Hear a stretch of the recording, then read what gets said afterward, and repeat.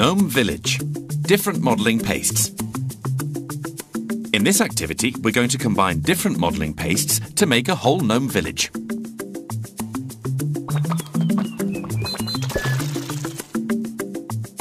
To make the flower box, we make a long round sausage with patwood modelling paste. Using the knife, we cut off the ends, then hollow it out and carve lines along the sides to imitate the texture of a tree trunk.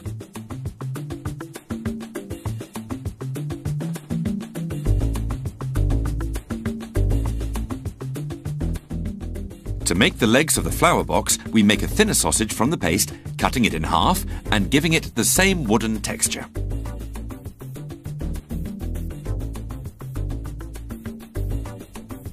Once the flower box and legs are dry, we stick them together using white glue.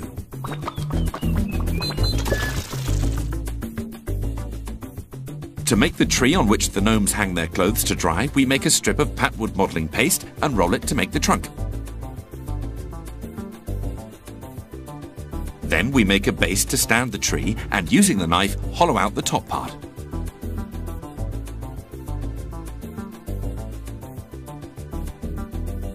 To make the branch which holds the clothes, we cut a long cocktail stick to the required size and push it into the trunk, leaving one end longer than the other. Next, we make a thin plate from patwood modelling paste, cutting it into strips and covering both parts of the stick with it. Using the knife, we conceal the point where the branch meets the trunk, marking lines into our tree to imitate the texture of the bark. We can find something with which to support the branch while it dries.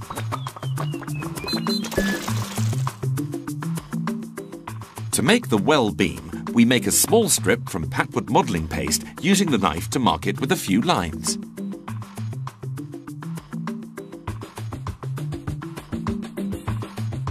To make the well itself, we roll out a sheet of air-hardening modelling clay, using the knife to make a rectangle in it. We then roll this rectangle into a cylinder, using our fingers to conceal the joints.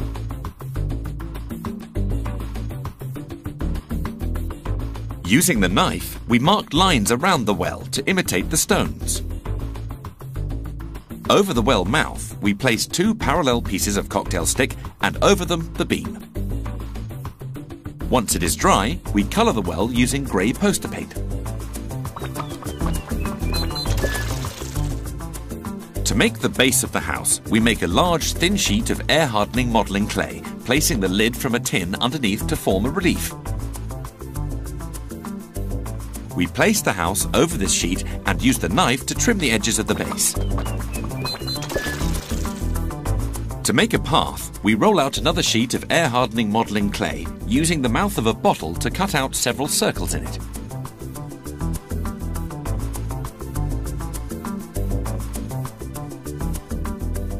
We can make rocks from the air-hardening modelling clay left over, painting them grey, brown or green.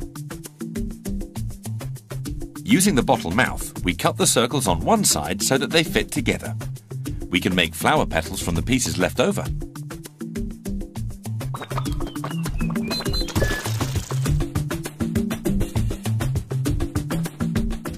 To make a flower, we make a cylinder from white pat colour modelling clay, using the scissors to make two perpendicular cuts at one end.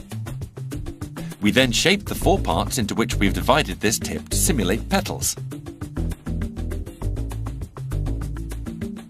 Next, we make a small yellow ball and place it in the centre of the flower, flattening it with the spatula.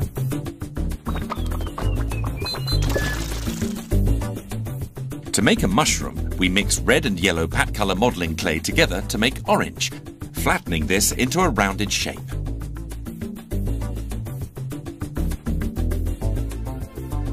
Next, we make several small white balls and push these into the mushroom head. Finally, we make a yellow cylinder for the stem, placing the head on top and shaping the whole mushroom.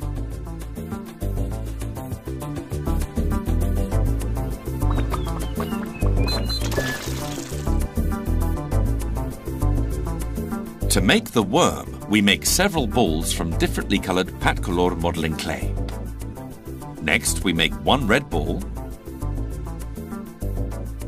and 2 very small black balls, pressing them into a larger ball to make the eyes and mouth.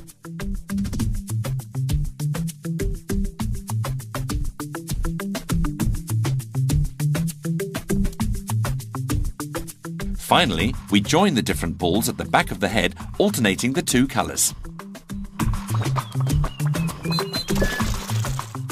To make the snail, we shape a thin round sausage of yellow Patcolor modelling clay and roll it into a spiral shape. We make another pointed round sausage of brown Patcolor for the body and place the shell over this. Using our fingers, we lift the snail's head to give it a feeling of movement.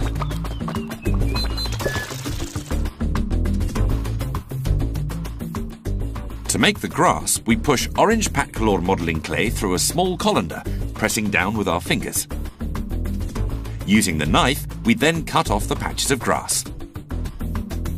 To clean the colander, remove the excess clay and use this to pick off the rest.